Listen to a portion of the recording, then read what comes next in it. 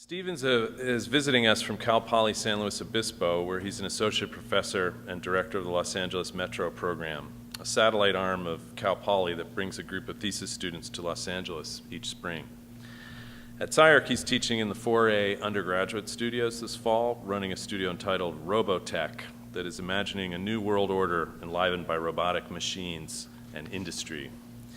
He's also teaching a seminar to the 1A students entitled Visual Rhetoric, exploring the role of visual imagery in society. I would say that Stephen's interests lie in a multifaceted approach to architecture. He's one of those hard-to-categorize architects with a divergent body of work. On the one hand, he's been a practicing architect for many years, most recently through his office SPARCHS, taking on various projects from residential and interiors to research projects, including one of my favorites, the speculative space scraper project. He's also a prolific writer and theorist, having completed his PhD at Princeton 3 years ago, where his dissertation focused on the formative research practice of Austrian-American architect Frederick Kiesler. He's been published extensively, and by my count has at least 3 books in the works to be published, including the book above, Elastic Architecture, Design, Research, and Frederick Kiesler in the Age of Robotic Culture. He's also a scholar, having received residential fellowships from the Getty Research Institute and the Smithsonian American Art Museum, and numerous research grants. As an educator, he's spearheaded the Cal Poly Los Angeles Metro program, immersing those students into the design culture of Los Angeles, inviting many invited critics, including many faculty from SCI-Arc, to his reviews. I'm always struck by the breadth and energy he brings as a studio critic, and the work in his studios is always impressive. Stephen's SCI-Arc studio this semester, as I said, is exploring robotics and urban design, a pertinent topic as we leap into the use of our own robot house in the curriculum. I believe Stephen's interests allow us to explore not only the physical nature of robotic technology, but also the broader cultural, historical, and theoretical implications that are so much a part of recent discourse. Perhaps Stephen's talk today and discussion with Todd will touch on some of them. So please join me in a warm welcome for Dr. Stephen Phillips.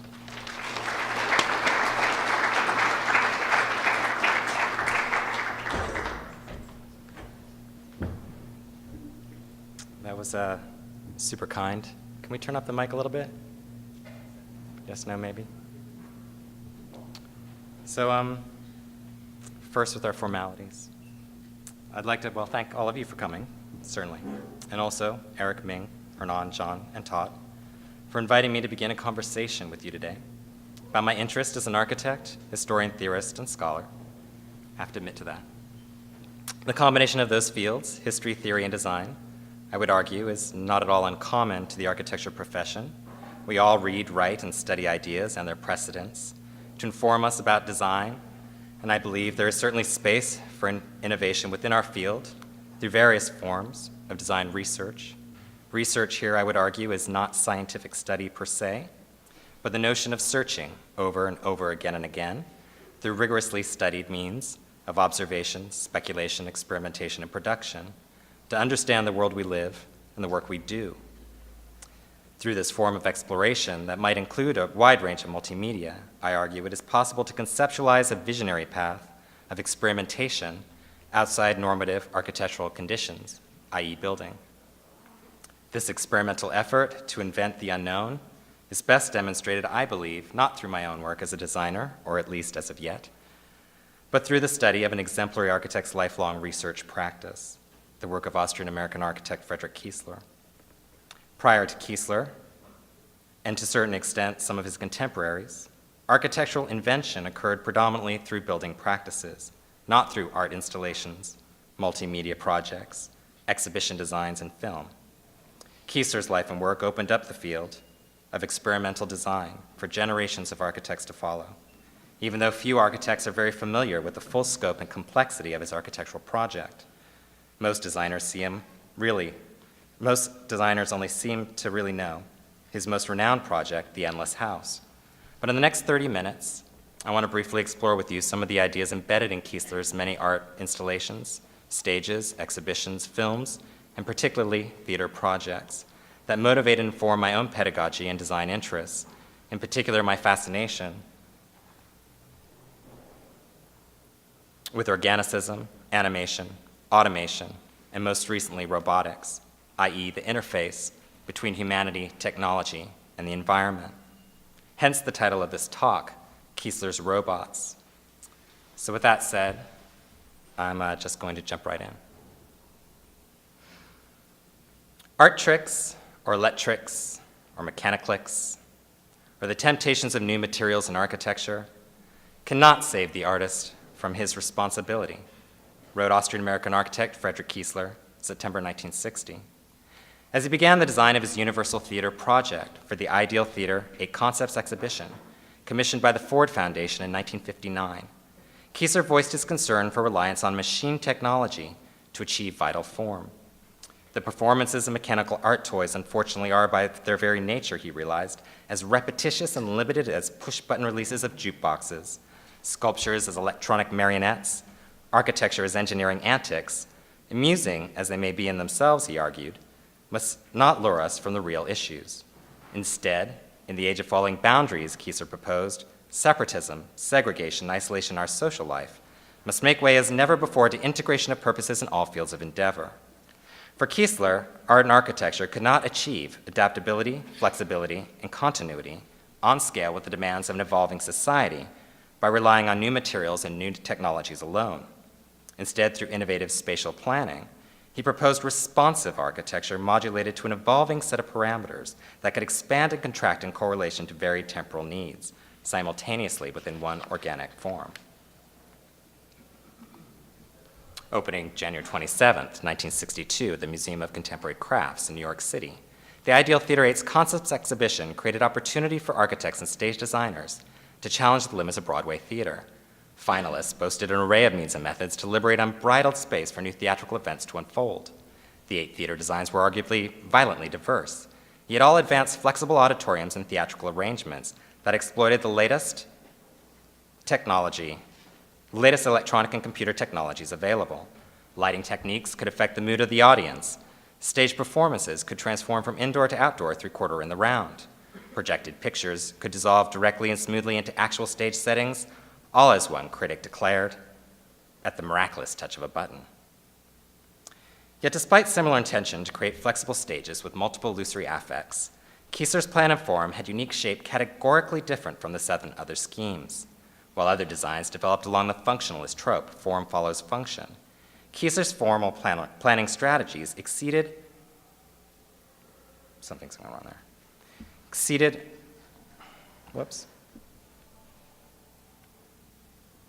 any obvious correlation to their rational requirements. Participating architect Paul Rudolph's scheme, for example, compiled quadratic shapes that conformed to specific known measurable components of his theater. Kiesler's scheme instead had additional spaces. Let's go to Kiesler.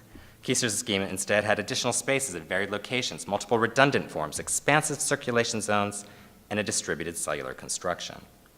Kiesler had combined what critics described as a molded freeform auditorium and skyscraper that they compared to the shape of a vast potato or unborn moose. The Universal Theater had a vegetative quality with an embryonic structure. It was much larger than any other schemes and went beyond the given program to incorporate a 30-story complex that could house theater, film, houses, and sporting events simultaneously within one elastic spatial configuration. Kiesler's elastic spatial planning strategy, as he called it, offered the possibility of creating an environment best suited to each species of the performing arts. Referring to the consequent organizational scheme of his Universal Theater designed to house the most diverse types of productions, Kiesler suggested theater would no longer have to be squeezed into the straitjacket of a fixed architectural scheme. Instead, the Universal would accommodate a series of programmatic spaces tailored to varied activities and needs. Achieving simultaneity within an organic building structure, Kiesler relied heavily on existing knowledge of theater, film, and architecture. He studied the humanities, arts, philosophy, and sciences for many years, alongside exploiting a wide variety of artistic design practices to realize his innovative architectural scheme. Born in Romania in 1890 and educated in Vienna at the Academy der Bildenden Kunst of Wien, Kiesler was a well-recognized European avant-garde theater designer and architect in the 1920s. From 1922 to 1924, he received critical acclaim for his stage sets in Berlin and Paris, which incorporated varied optical mechanical techniques to create mobile and flexible spatial environments. His stage design for Carl Capek's Robodrama RUR in 1923 used mirror devices and motion picture projection techniques to create illusionary space. The RUR, Rossum's Universal Robots, was the first time in history the word robot was introduced to describe automated machines. In dramatizing the concept, Kiesler employed an industrial stage design that featured the Lumiere brothers' famous first film, Exiting the Factory, playing both forward and reverse to explore automating human actions to rhythm. Innovative for its time, Kiesler was championed by avant-garde artist and filmmaker Hans Richter, who further introduced Kiesler to the world of experimental animation. In 1923, Kiesler had become very close friends with Richter and had then met with famous animator Viking Egling, who explored with Kiesler the concept of the endless. Early experimental animation studied by Richter and Egling in the 1910s and 1920s sought to invoke awareness of the rhythm and continuity of forms transpiring in flux. Richter and Egling, among other painters, painted abstract figures in a series on paper scrolls and films that articulated the evolution of the dynamic formation of images becoming and duration. They were directly responding to philosopher Henri Bergson's provocation and creative evolution to recover poetic experience, the durée, lost in the interval between the snapshots of our perception. As Egling noted, becoming and duration are not in any way a diminution of unchanging eternity. They are its expression. Every form occupies not only space, but time. What should be grasped and given form are things in flux. To articulate forms in the process of becoming, Egling and Richter derived animate techniques that could achieve Denunge der Zeit, Ausstellung, and Raum. Kiesler exhibited and lectured often on Richter's and Egling's films, which he noted were important investigations into the contraction and expansion of space and time. In Richter's film, Rhythm 21, the transpiring motion of a series of rectangular shapes provided a conceptual diagram that informed Kiesler's mobile and flexible designs. Additionally, in response to Egling's work, as Kiesler noted, there is no doubt that Symphonie Diagonale has an expression of austere beauty that is only inherent to a work of nature or art embodying entity of all parts held tenaciously together by its very own power of motion that makes it expand and contract, endless in its breadth, and most concrete in its structure. Creating an illusion of spatial depth using back and forth rhythm, these films simulate Bergson's definition of evolving form as an elastic canalization in variable and indeterminable directions, a perpetual oscillation, a perpetual flux drawn out into an endless chain, which lets loose the universal becoming. It is an elusive nothing that creeps between the ideas, forms, and creates endless agitation, eternal disquiet. Bergson reminds us becoming is an indeterminate process, and Kiesler, similarly to Egling and Richter, was searching to create indeterminate elastic forms that could expand and contract in endless articulation. Kiesler's stage sets for the play Emperor Jones by Eugene O'Neill in Berlin, 1923, was his first attempt to formulate animate techniques into three-dimensional architectural space. Informed by constructivist theater designer Alexander Weston, among others, Kiesler angled the ceiling, floor, and walls in the first act of the play to create a one-point funnel perspective. As the play progressed, the stage expanded, as Kiesler suggested, indicating the passage of time. The static aspect of the room opened up into a multiple mobility of all its parts through continuous change set to motion. Kiesler put together a collage showing these temporal translations as a series of animation stills, which he illustrated alongside Hans Richter's article Rhythm in Little Review magazine, 1926. For Richter, rhythm is a life principle of animate form. It is not definite, regular succession in time or space, but rather, as he explained, the inner nature force, which directly forms and animates ideas. Rhythm suggests movement and action, typically associated with organic life, that synchronizes time with space. Rhythm articulates animism, animation, growth, and actuation. As animation is an aliving operation, the art of giving apparent movement to inanimate objects, rhythm constructs space through the figment of imagination. Visual effects of pattern and rhythm simulate the appearance of living architecture, what in 1925 Kiesler called vital bow. For Kiesler, vital building practices incorporated the nature of organic life through the presence of an intrinsic force that motivates action, similar to what Bergson might describe as an élan vital. As a vitalist theater designer, Kiesler believed live action on stage provided the inner life force to shape his designs. Kiesler's Space Stage Theater for the International Exhibition of New Theater Technique for the city of Vienna in 1924, for example, performed to merge actors and spectators on stage along a spiral ramp in circular motion, moving automatically. Familiarizing spectators to the new rhythms of modern industry and the promise of collective power, similar to Meyerhold's theater of biomechanics, and Tatlin's constructivist tower, Kiesler created continuous architectural events with dynamic stage devices that could theoretically burst out onto the street in mass festival. Being the inspiration for his endless theater project, Kiesler elaborated his space stage to incorporate multiple open platforms suspended from elastic cables within a double shell glass and steel spheroid matrix-shaped structure upon which images and films could be projected. Imagined to accommodate various sporting events, parking, and theater facilities for up to 100,000 people, Kiesler's Endless Theater proposed to expand and contract in response to the drama of the event, the motion of the crowd. And this is a plan of the Endless Theater, and on the right, a series of images of Duchamp's anemic cinema. It's been compared to Kiesler's project, in many ways happening at the exact same time. Again, the funnel effect, and here this notion of contracting and expanding space. So now correlating his cinematographic explorations to the movement and the rhythm of the body, Kiesler produced a number of avant-garde spatial environments for commercial and urban design projects in New York City from 1928 to 1929.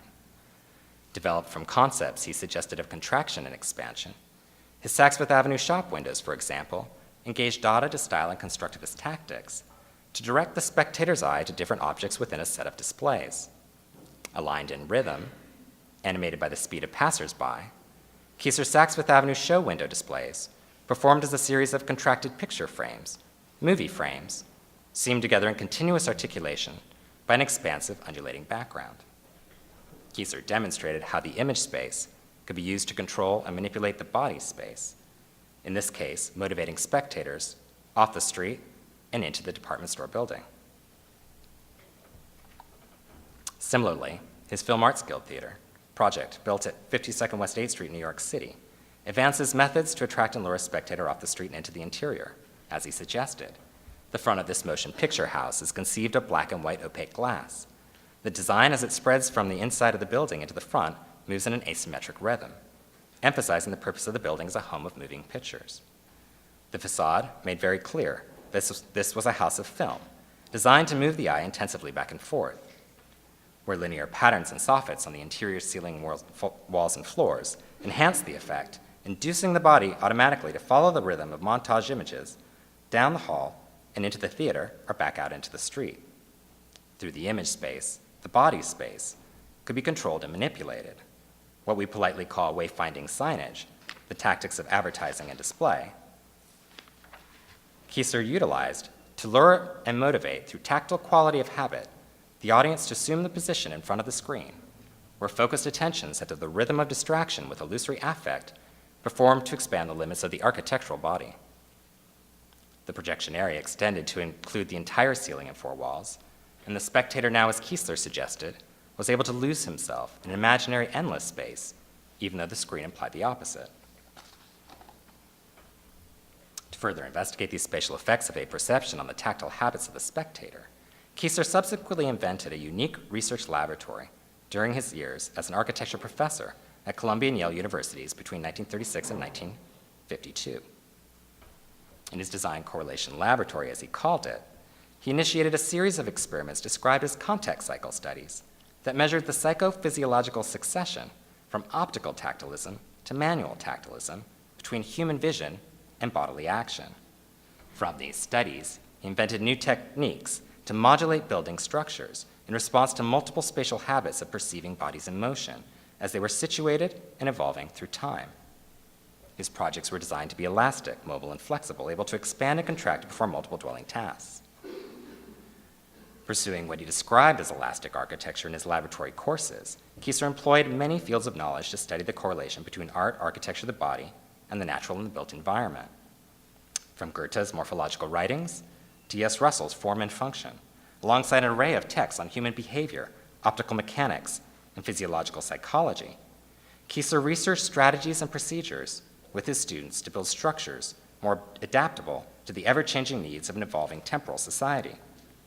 He elaborated a new theory of design he called correalism, and a strategy for building construction he described as biotechnique. His students employed these new theories and methods to design and construct a mobile home library. Now, the mobile home library, constructed by Kiesler students, aimed to be flexible and adaptable for different users. It could adjust to varying needs theoretically through time, with shelf sizes increased to 15 inches with angular shape. It could accommodate more types of books with varied arrangements. Each unit could rotate 360 degrees, and as needed, be easily removed and transported between locations. Additional units could be fit together or taken apart. The home library was designed to physically engage the body in motion. 3 types of joints were custom designed to achieve varied action. A tubular system of construction telescopically extended to create more space for additional units. Units could be stacked beside each other flat against a wall or float in space upon a circular wheel track. In addition, as Kiesler explains, by designing each unit of the library, as well as the total assembly, according to the physical limitations of humanity, the storage system would reduce strain on the user to a minimum. Use frequencies and accessibility requirements were tabulated and charted for design of the system. Motion and time was designed into the physical construction of the tectonic body as a temporal structure manufactured to house books, or perhaps in the future, microfilm, television, optophonics, or what have you. Temporality was built into the system. Perhaps with this understanding, throughout the design and construction of the mobile home library, students engaged in wide-ranging research. Extensive time-motion investigations were constructed alongside analysis of the progression from vision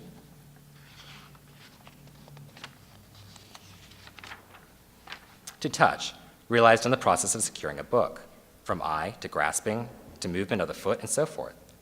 Adding to these experiments, they also began a series of studies into the present-day method of measuring fatigue, where they charted bioelectric systems of observing sensory, central, and motor nerve impulses.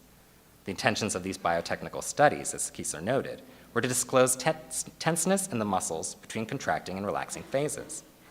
Kiesler endeavored to understand how the body coordinated, moved, and fatigued in relation to obtaining a book from a shelf.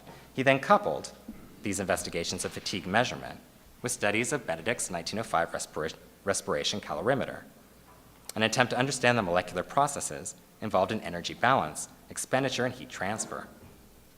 Several charts and diagrams were drawn, which included the study of vision and perception in the act of reaching, extending, standing, and bending to access books at different times for different purposes. Similarly, in the laboratory, Kiesler also researched the design of a vision machine, an attempt to reconstruct and analyze human perception by showing how our networks of nerves correlate visual and tactile information between the mind, eye, body, and the environment. Modeled in the design of a cathode tube, or X-ray machine, the vision machine would be operated through a rotary switch that generated a spark, which set the machine to motion. Gyrating continuously, this machine was intended to simulate the complete creative cycle of the human imagination. An outlandish device, it was designed using electrostat brass balls, blown glass tubes, colored gases, and electric wires, and appeared not altogether different from a push-button exhibit at a local science fair. It worked by reflecting light off an object, for example, an apple, which was then drawn into focus by an ocular aperture.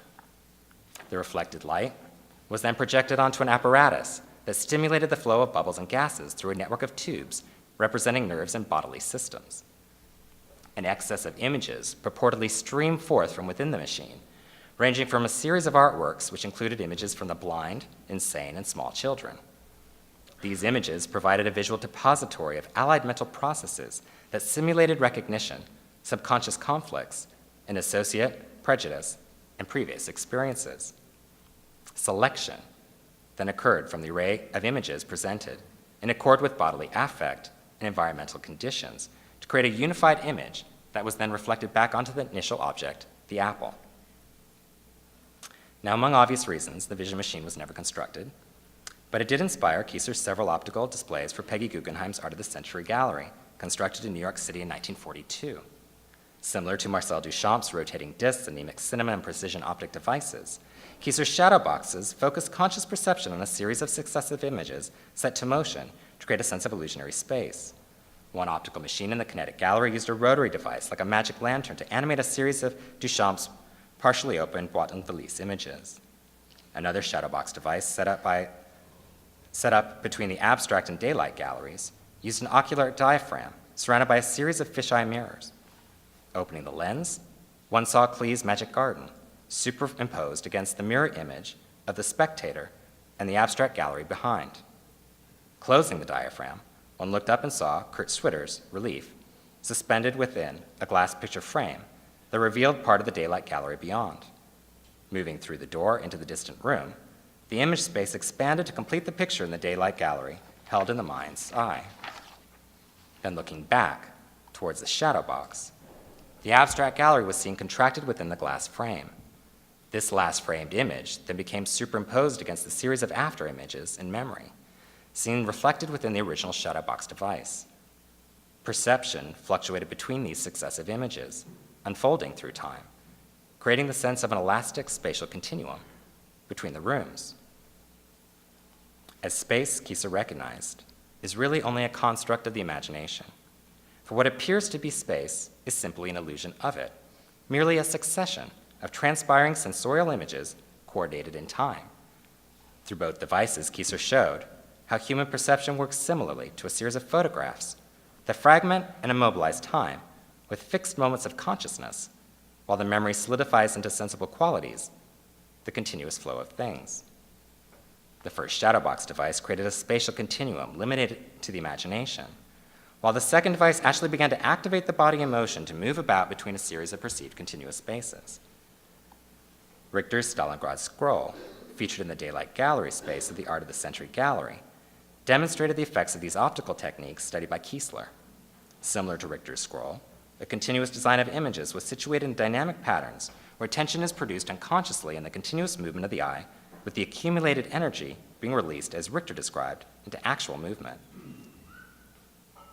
Sensation lies in the stimulus which the remembering eye receives by carrying its attention from one detail phase or sequence to another that could be continued indefinitely, Richter said. And in this way, the eye is stimulated to an especially active participation through the necessity of memorizing. As the eye is directed between a series of images and their after images in memory, haptic stimulation is impressed upon the viewer and then released through the movement of the body in motion. Thus, surrounding the viewer in a room of distracting images, Kiesler employed these visual and spatial tactics in all his 1940 galleries and exhibition designs to stimulate the imagination and affect the aconscious mind and body to wander. Kiesler's abstract gallery, for example, featured a series of images suspended off a wall, wrapped within an enclosure of a sinuously curved spatial backdrop. With the eye set to distracting images of wonder, the body was enticed to move habitually, autonomically about the gallery spaces.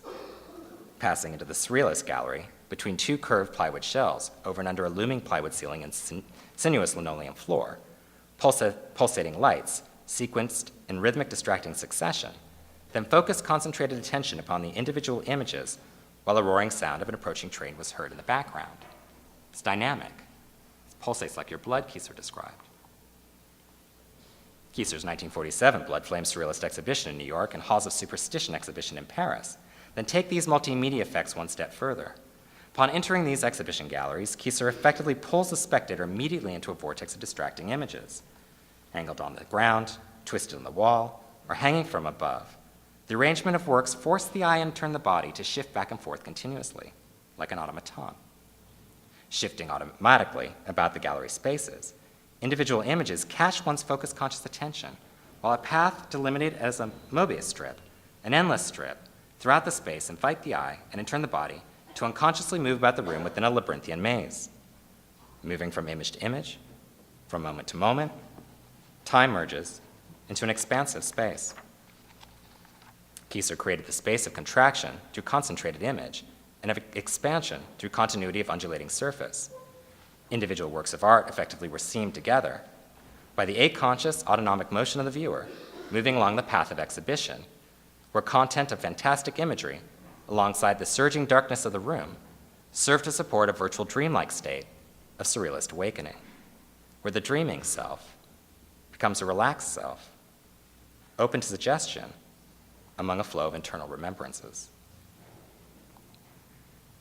So Kiesler's galleries, thereby in effect enacted a spatial sequence of events that simultaneously controlled bodily action while liberating the imagination, as they incorporated the viewer unconsciously into the dynamic space of the artworks on display.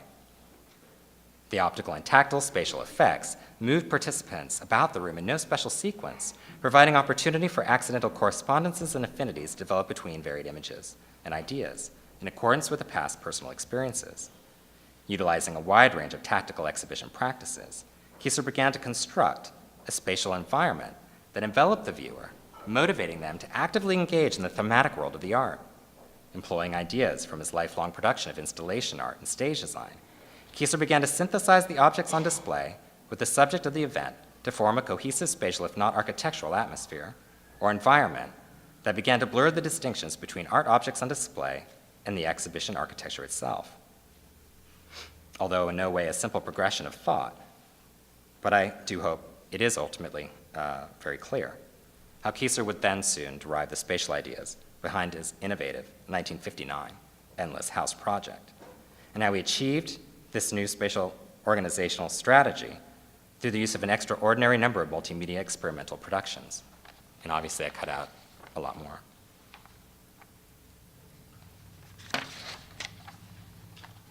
And although I could go on endlessly about Kiesler's work, for the last few minutes of this presentation, I'd like to return perhaps to the somewhat under-discussed architectural example that we began with, of Kiesler's 1960 Universal Theater project, as it might provide an alternative vision for a robotic future that would not be limited by normative, mechanistic, or overly functionalistic, if that's a word, perspectives.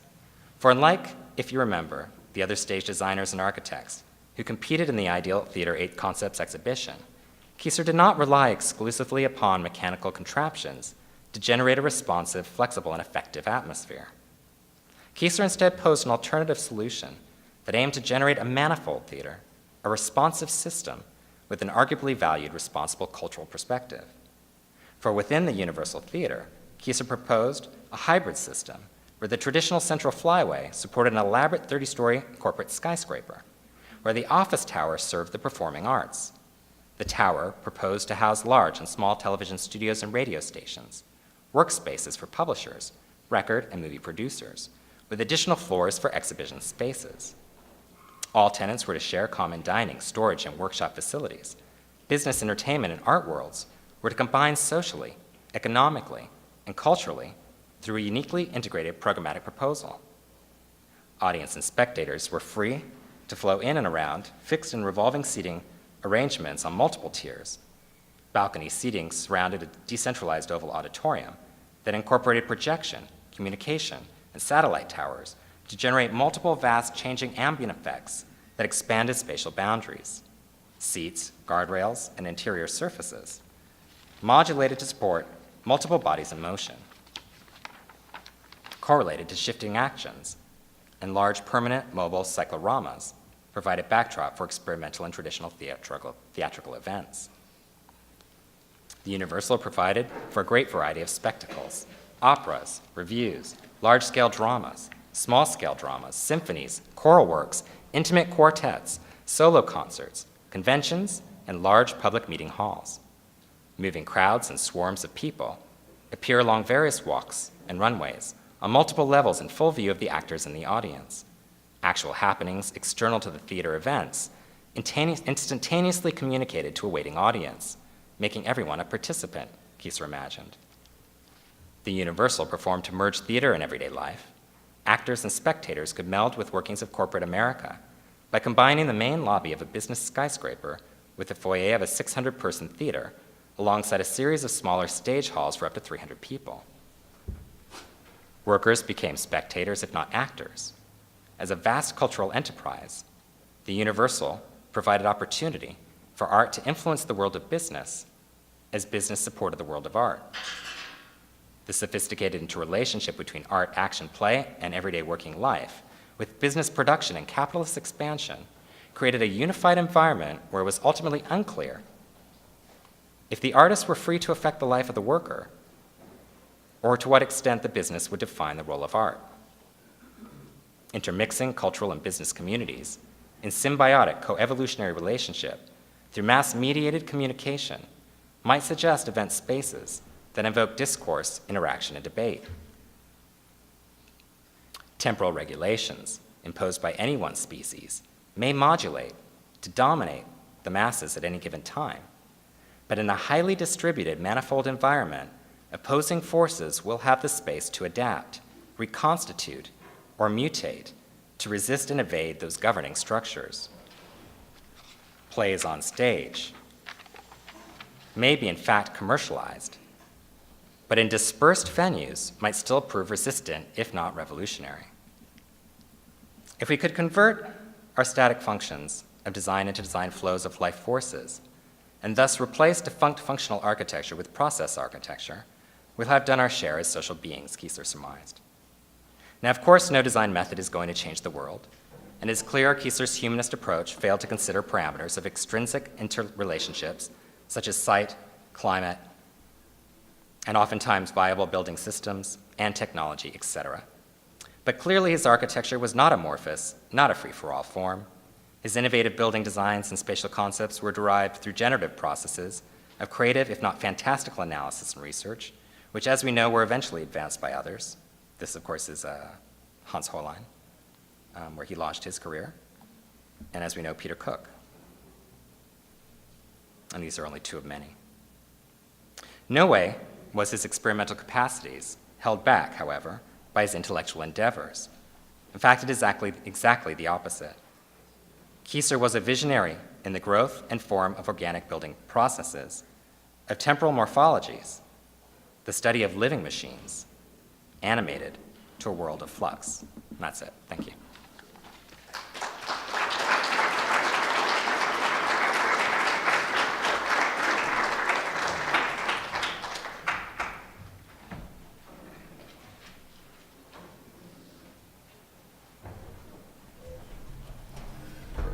Hey.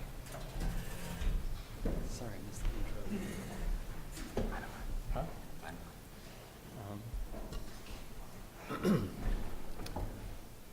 So, that was great, thanks.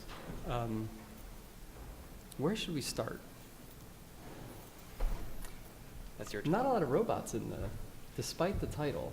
No, there's just one robot. But But it all begins with robots, right? which is funny because you would expect it to end there. Well, we haven't ended yet, right? Or you might consider that a robot at the end, a living robot. That. Well, that's more, I mean, if you really want to know what this one's about, this is an earlier version of the Endless House, which I kind of find kind of humorous because, well, this is Peter Cook's version of the Endless House, right? Same skylights. I don't think he knew that this was a prophylactic device. This is a large house that is supposed to, it releases energy at the end of the day, to be polite about it. So that's what those were really about. They weren't meant to be skylights. They're actually energy diffusive things. Kiesler was crazy. What do you think Kiesler would think about parkour? I don't know. Take a guess. I mean, you know why I asked that question. No. Well, there's a funny tension, I think, in the work, and I think you described it in a way that sort of foregrounds it really well, between a desire for almost schizophrenic control of every little thing, Right. and at the same time a commitment to the production of kind of distraction to the support of the incidental or the aleatory. And so I bring up parkour as a way to kind of, especially in light of the kind of closing comments that have to do with what is the critical function of this kind of work, or if is... The big question that has to come up is to understand that his use of automatism is highly problematic, right? And this probably gets to a lot of people who are interested in animate living machines. It's effectively putting you into a zone of non-thinking, non-critical instinct, right? The automated, the automatic, if that's a word, right? Subconscious, non-functioning, or basically robotic. So that's kind of this weird thing. So basically, it's a Benjaminian thought, basically, where if you indulge someone in a series of distractive imagery, they will effectively be seduced into a non-critical zone. Now that can be a value or not. Kiesler made use of it. And that actually comes, I think, also from this whole theory that goes back to actorless stages. So there used to be a fantasy, and it still exists, in the 1920s, of the actorless stage, right? A robotic stage. And that was an obsession about control. And so basically, the automated is an obsession with control taken to a certain extreme, right? Basically what happened is the artists, the theater designers, wanted to control everything so badly, they couldn't stand having the actors around. So they had to get the actors off stage. So they basically invented robots, marionettes, right, to basically do the job. The problem is that they didn't actually emote. So you couldn't actually catch the audience and get them into the activity. Because you're basically trying to get not just the people on stage, but you're trying to get the people off stage involved in your personal obsession, right? Right. So the lack of aura in the robots to continue to be Benjaminian about it was the problem. They could not emote. Yeah. So then they created basically costumes. And that's what the Bauhaus was looking at, inventing costumes that would give you the image. But see, again, I mean, that's where It's crazy stuff. Yeah, no, it's completely crazy because this question of control, you know, that it's very funny because I think it's to look at the architects that were drawn to Kiesler in the aftermath, you know, whether it be Hollein or Schumi or later Peter Cook, there seems to be, you know, especially with Schumi, a commitment to using architecture and architecture conceived as an event in the way that Kiesler did as a kind of recipe for freedom. And the embedded oppression in Someone taught me an Kiesler. interesting thing. They said, because all this is about, right, controlling bodies and liberating bodies, right? And the desire to be liberatory. I didn't really get into the surrealist overreads on this project or the Wilhelm Reich aspects of it, which are all there. Mm-hmm. He read all that. He was friends with these guys, and he obsessed about it. But the problem with liberation ultimately comes, someone said, is, well, what are you liberated for? Where do you go once you're liberated? You end up in sort of a new, you have to go somewhere. Right. So freedom is sort of elusive, right? It's oxymoronic. You can't really have freedom. But then, so what's interesting, and that's kind of what I was posing, the final solution of Kiesler's megalomaniacal sort of complex revolutionary space, is that the space gets so complicated that you can't control it. And it allows basically for the opportunity for things to shift. That's actually Deleuze stuff, though. Right, so the I don't wanna go manifold there. is if critical resistance in its, sounds crazy to say, but in its sort of conventional state is somehow impossible, the sort of manifold organization of Kiesler's spaces makes a certain kind of resistance possible. Or revolution, or action, right? So there's also an argument out there about being against resistance, because resistance is lack of action, right? So if you're just resisting things, you're sitting back and you're not letting anything happen, then that's sort of the no answer to things, right? I'm not going to do anything. And so there is a critical read against resistive modes of thinking, while there's an experimental one as well. But then doesn't the manifold erase the possibility of the reaction, right? I mean, if it simply absorbs actions into its endless loops, et cetera, et cetera. That is, but the argument there is that's It's like very that slippery. control obsession, right? Mm-hmm. And so we're constantly aiming at controlling everything around us. So you're always dealing with somebody who's trying to control a situation or trying to control the environment or trying to control everything, right? There's somebody out there, something. And so it's about how you sort of move or disassociate yourself. And that's sort of the anarchistic fantasy that's embedded in this thing. Mm-hmm. Yeah. So is Kiesler a dictator or a liberator? I think it depends on where he was in the game. We didn't really talk about it. I didn't do the research lab very much. But at that point, he was extremely obsessed with control. and obscenely obsessed with analyzing every detail of the body, every detail. I mean, he tried to make a machine that basically simulated the body, simulated the way in which we imagine and think, right? That was the vision machine's fantasy. And so there's a certain obsession about trying to control everything, and he actually saw it as a purely capitalist model in terms of efficient production. It's only later in life, I would say, when he met the surrealists that he got a little more nutty, and that he basically released himself a little bit and became more liberated and found a new way in which you could approach sort of the subject. And that's when he loosens up. So the whole point is he came up with all this craziness. He came up with a absolutely innovative architectural space, right? And the interesting things about this space is it didn't exist before him. It's been somewhat copied since him. Everyone knows of it. It's, Philip Johnson calls it, basically the most important 20th century invention, right? The folding around enveloping space. That would be great if it could have ever got constructed. And then if you get someone like Herbert Muchamp come in the picture, and I cut this out of the topic today, he actually will argue that every single creative, revolutionary, experimental architect basically exists on the shoulders of Kiesler. Because before Kiesler, there really wasn't anyone doing this kind of stuff. And that's what's really interesting about him as well. So, he will basically credit, Muchamp will credit, or give credit basically to Kiesler for Diller Scofidio, Tom Main, you name it. Because effectively, there was no such thing as an architect thinking about architecture, designing something that would be about buildings and space that could be real, but not doing it through architecture.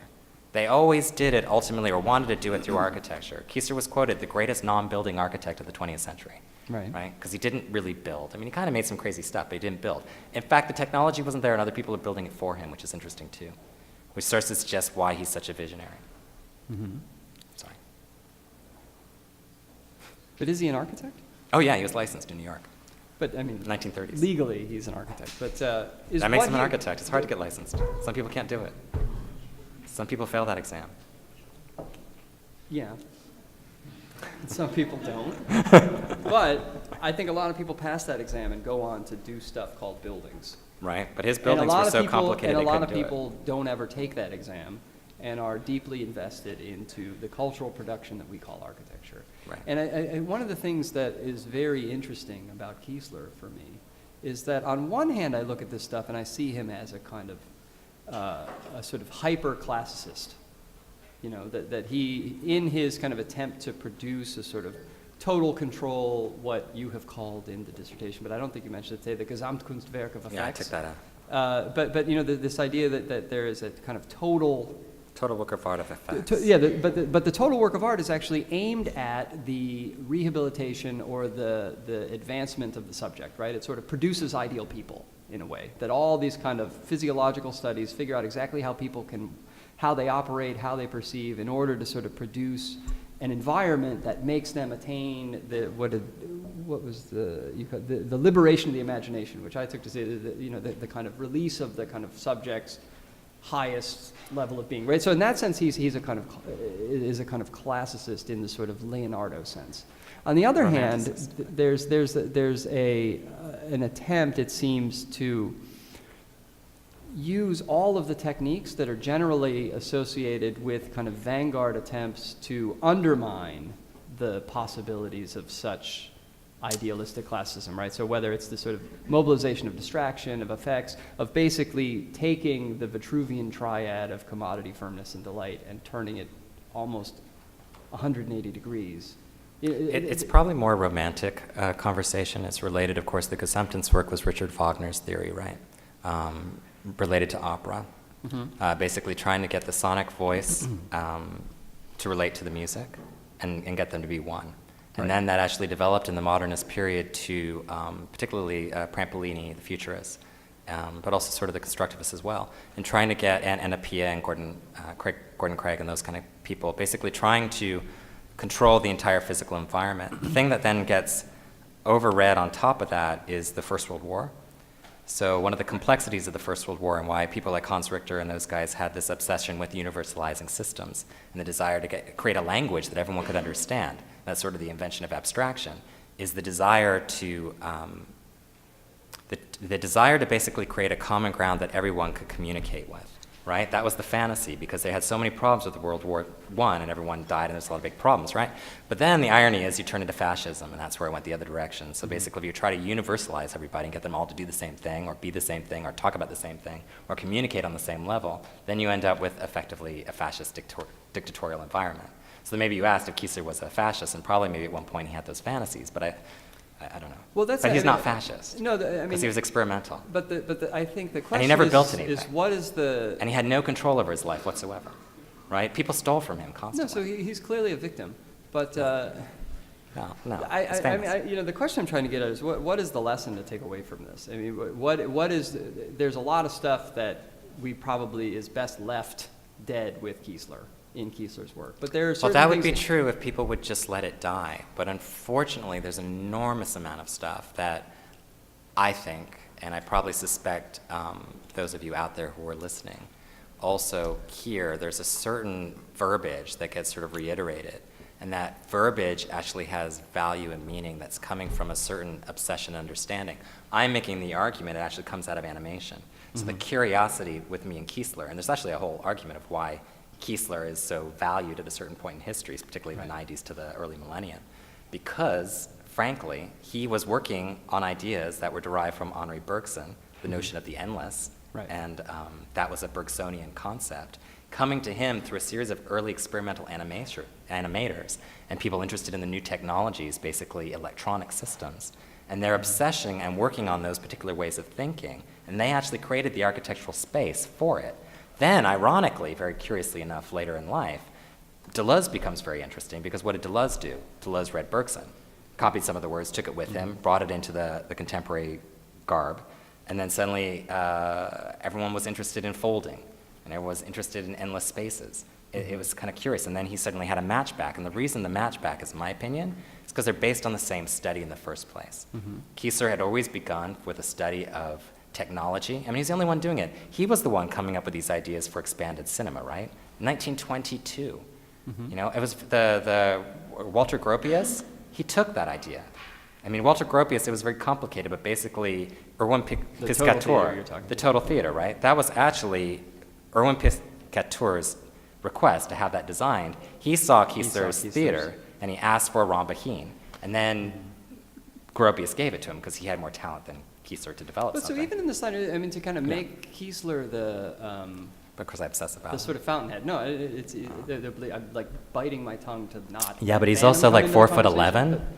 No, so. but bear with me. I mean, to kind of... to install in Kiesler this almost kind of messianic, you know, he started all of the stuff, and to have identified certain problems. Yeah, he didn't accomplish any of the things, but he kind of got all the ideas in motion that other people picked up on. I mean, clearly, I mean, there's a lot of similarities between Kiesler's idea of the endless house and I would say John Pawson, for instance, in that there is a similar commitment to the kind of total control of the last little thing. There is also the sort of implicit idea that the project Kiesler couldn't is draw, and he couldn't control anything. Look Yeah, at the crazy stuff he made. He couldn't figure out how to do a detail to save his life. So are you saying Pawson's better? I'm not making that argument. That's yours. No, I'm not making that argument either. But I'm trying to figure out how we could draw something out of this body of work and this body of research without being sucked into the trap of totalization, which I would say caught Pawson just as easily as it caught Kiesler. And I think it might live in as simple a question as what does the door look like? And how did Kiesler solve the door, or did he? And because it's in that moment where the endless house has to stop, which is similar to the problem of where does animate form, where do you take the picture? You know, that in the kind of ambition to produce a sort of vitalized architecture of becoming, whether it's in the Bergsonian or Deleuzian or whoever you want to kind of pin that idea on, at some point you got to stop and build it if you're going to make a building. And at that point, the door becomes crucial because you actually need to start the endlessness. And by extension, you have to end the endlessness. And so when I look at it seems to me that the issue is not how do you kind of produce these sort of hyper-controlled, endless environments to produce an unattainable utopia, but rather how do you kind of orchestrate the transition out of the world of the everyday into these kinds of environments, which in every case are temporary, right? I mean, what is funny about these things is that for all of the attentiveness to temporality, there's a deep resistance to admit starting and stopping points. And at least in architectural terms, no, he they're even had life always cycle. there. He had zoning projects, basically. We didn't even talk about it, but related to the mobile home library. He recognized that once that thing was done, it didn't really do what it needed to do because it could only do so much because it was a physical object. So then he started talking basically about standards and how we produce standards and variations within society and how it evolves over time beyond the object. So you look at a knife, there's a certain type of knife, and there's 40 different types of knives that keep evolving. So you're right, he has an obsession with, again, trying to make a temporal system, constantly understanding that's something that he's designing. That's probably an architect's fantasy. Yeah. The architect wants to make something that lasts forever, right? I can't get past that idea. Yeah. I guess so. Are we at well, 2? I know we're kind of running a little Can we over, talk? but maybe there's some other questions that we could get out. Dora's got one, but I want somebody else to ask a question before Dora. Just speak as good. Yeah. Come on, Go. pick one. I have a pretty good idea of what's going on inside this building. But this thing's way too loud. But why does the architecture need to support the sort of liberated activities that are like, happening on the inside? Or why does the architecture need to support?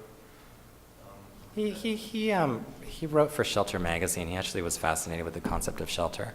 And so in dealing with a house, I mean, I took out all those kind of projects. He has a space house project, an earlier endless house project. These are a series of different endless house projects along the journey. Effectively, someone like Kiesler, and people read him as highly introverted or having, sort of womb-like fantasies of going back into his, anyway, it's really problematic sort of surrealist crap. But, which I try not to talk about too much, but it's there. And so, but the logics behind it is effectively when you're tired at the end of the day and you're burned out and you're exhausted and you go home, you need something to relax and release. And he saw the house as that opportunity, effectively, to, it had that responsibility. It had the responsibility, basically, of the dweller. And in that time period, particularly so you could go back to work and be more productive the next day. That was ultimately the ultimate goal. The ultimate goal, you see, is that you are the most productive person that you can be. So with that obsession with flexibility and the obsession with time motion studies and all these sorts of arguments is so that you can live a satisfyingly productive life because you're useful, most useful when you're working. But you can't work all day, right? You get tired. But this is why the endurance tests were important, right? Because you had to actually build up your endurance to be able to tolerate the endless house. Well, yeah, it was also defined. Well, I don't know if you tolerate it because the whole point of the house was supposed to be, I guess, invigorating.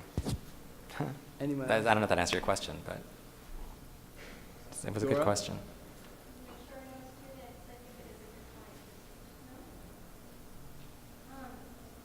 Okay, well, Stephen, I want to commend you on the level of archival research and detail as a historian, and you strongly like to suggest to the students and to the community at SCI-Arc that this kind of academic work is valuable and rigorous.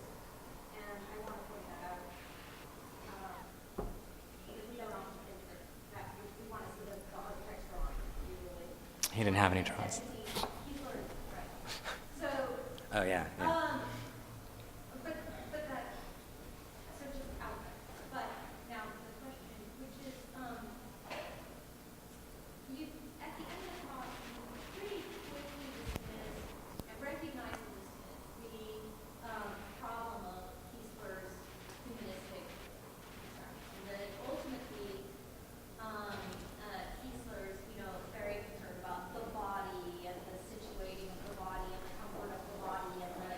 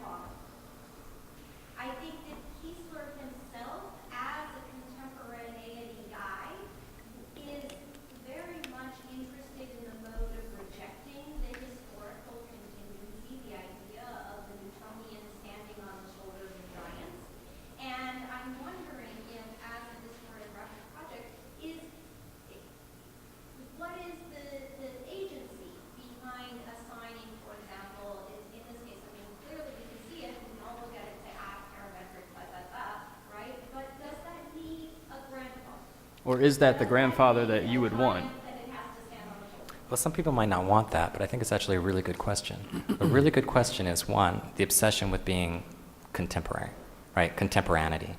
And that to me is very exciting and very interesting. So here's somebody who really, he rode every single movement, right? From the minute he got going with the RUR, he then became distyle, he became surreal, he became constructivist, and he did the really good thing each time. And then he moved on, and he kept going. But he took his project with him, developed it all his life, and that I think is really important. Then I would also argue, if it's relevant, I say I'm not really interested in the grandfather conversation. I'm also not really interested in the humanist conversation. So I think that's a good point. To me, the problem with it is I'm interested in learning all that stuff, right? On a number one level, you learn an enormous amount by studying somebody who actually was thinking about all these different things and different movements and actually sewing them all together in an interesting way. So on one level, as a historian, as a historical project, it's very educational. On another level, you can't really dismiss the fact he was thinking about things we think about today. Now, the other interesting thing about it is I'm doing an overread, right? So I'm overreading on Kiesler. Those aren't Kiesler's words, not all of them. Some are me, right? I'm finding the way to read him, right? A humanist or a postmodernism, they read him as this eclectic artist, right? He was this eclectic artist no one could understand because he had no rhyme or reason. Well, I find a rhyme and reason because there is a rhyme and reason. And it's very architectural, and it's what we do, right? And so it's a critique in some ways, I suppose, about what we do as contemporary experimental architects. We do this, and we can't help ourselves. So you might argue, is being contemporary okay or good? And it could lead to this. What it could lead to then is extreme innovation, right? On one level, he extremely innovated space in a way no one could have conceived before him, in a manner no one even understood, and probably kind of still don't understand today, right? I've been struggling to find it. To try to understand. No one knew what the endless was. No one knew where it came from. They still don't know where it comes from. I'm putting out my argument on it, right? But still people don't know. I mean, it's a very tricky thing to trace.